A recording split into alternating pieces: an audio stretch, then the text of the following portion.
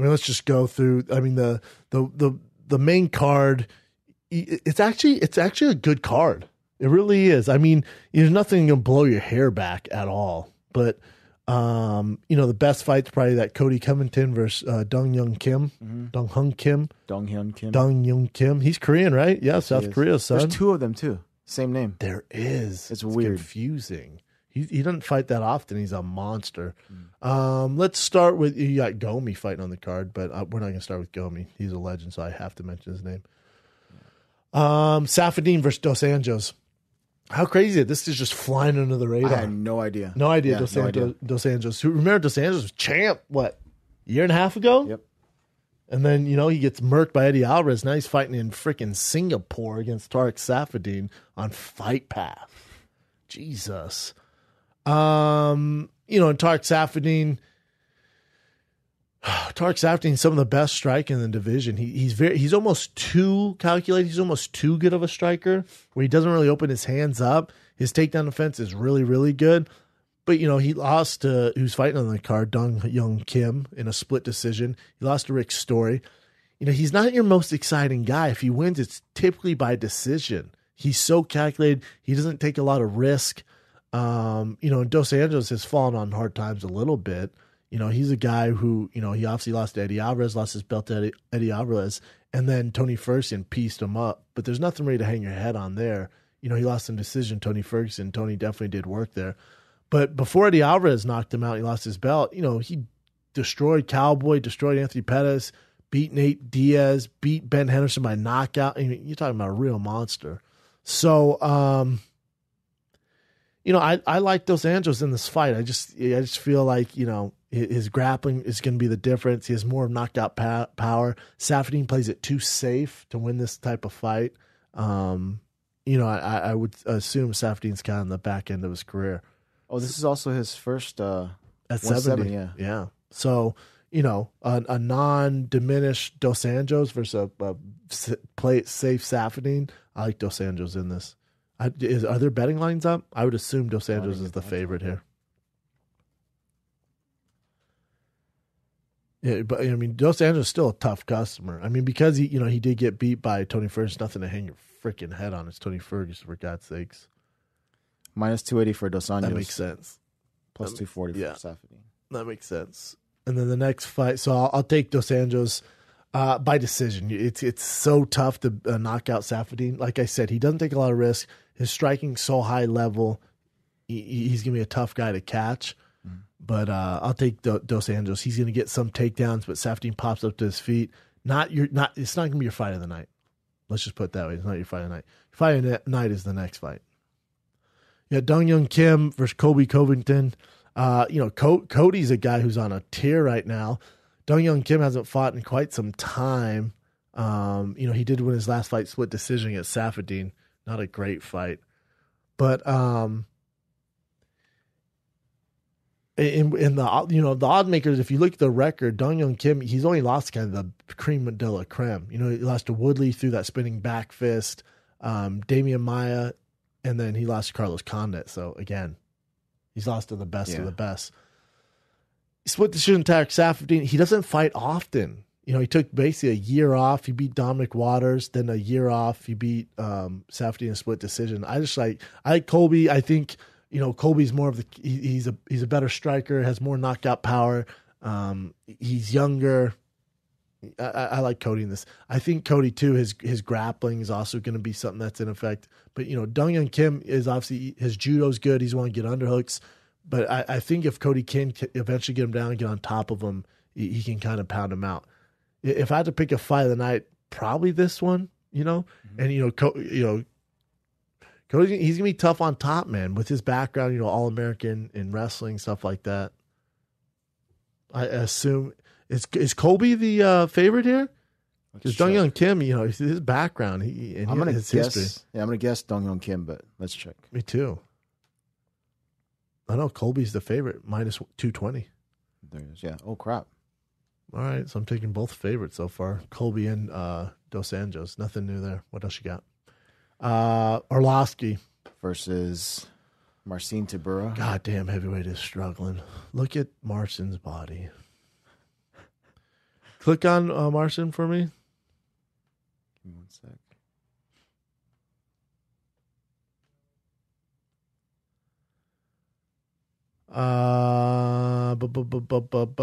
So Marcin has 3 fights in the UFC. He's 2-1.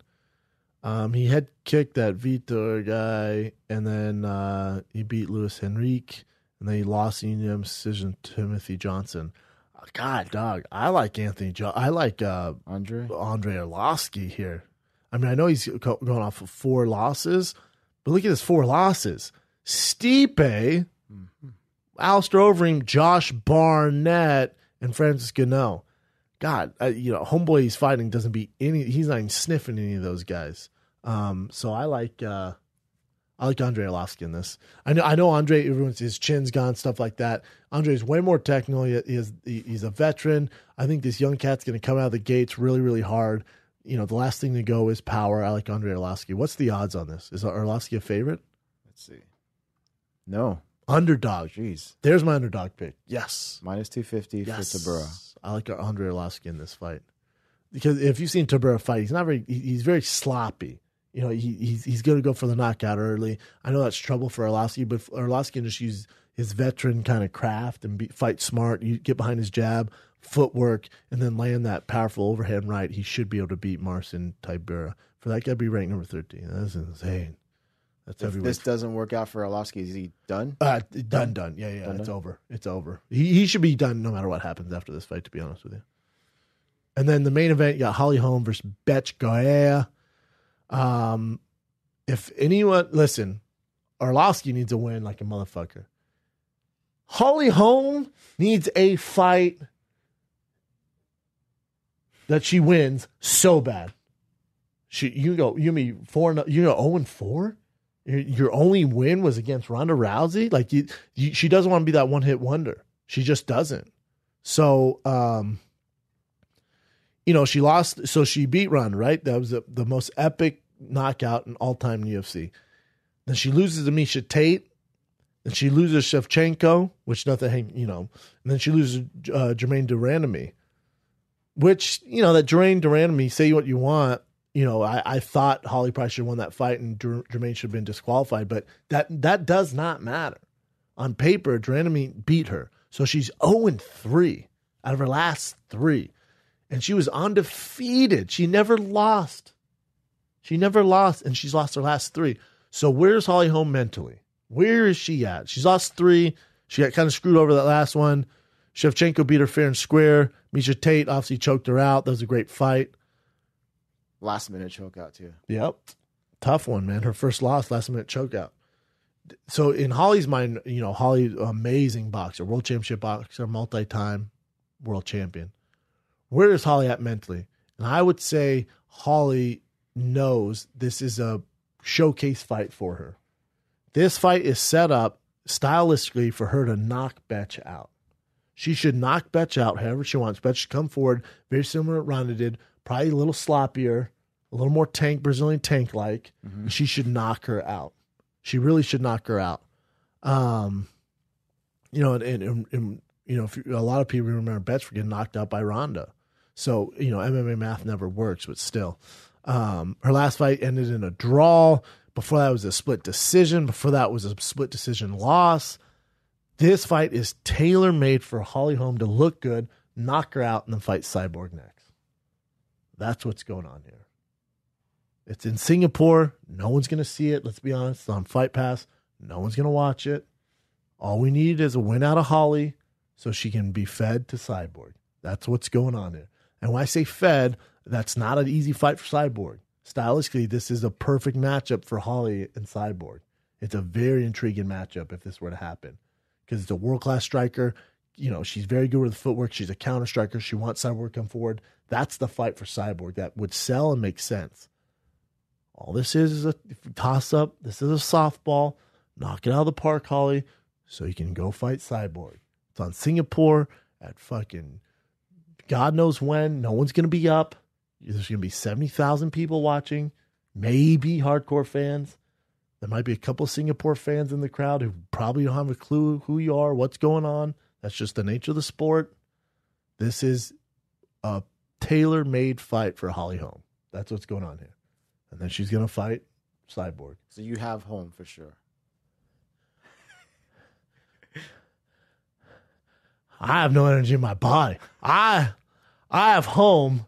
I have Holm in this fight so bad. I have Holm in this fight. Now, you might as well ask me, did O.J. Simpson do it? Yeah, I'm positive he did it. Is Holly Holm going to win this fight? I'm positive she's going to win this fight. And if she doesn't, Wow. it is over. It is over. Your career's done. You go 0-4, you lose to a fucking toss-up fight. Hey, Holly, if I'm the movie writer, I'm writing this movie, you win this, then you're fighting Cyborg. That's what's going on here. You better win this fight. No pressure. But all the chips are in her corner.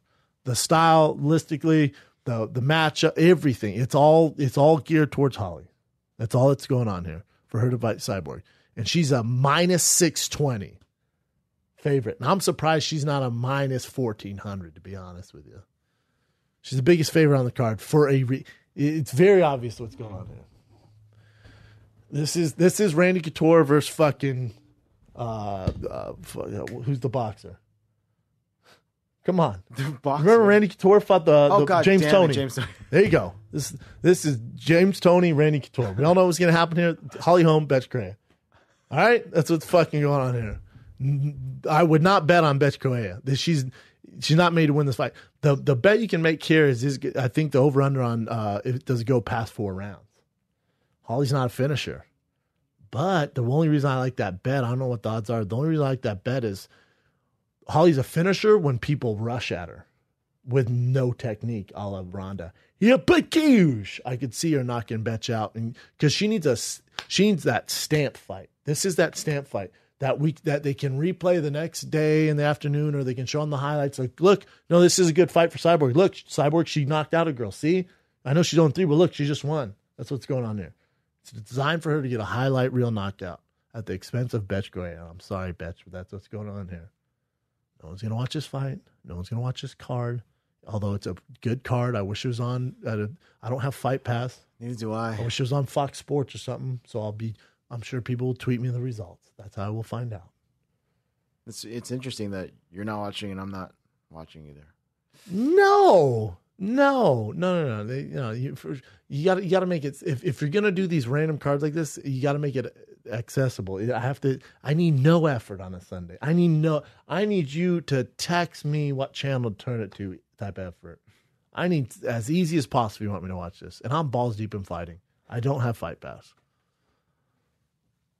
There you go, guys. So just go over. I got Dos Anjos in a decision. I got Colby Covington via, I'll say he gets the finish. That'd be your fight of the night. I got Arlovsky via KO. God, I'd say second round. He's going to fight smart, use his footwork. I got Holly Holm in a 3rd or 4th round head kick KO. Gadouche.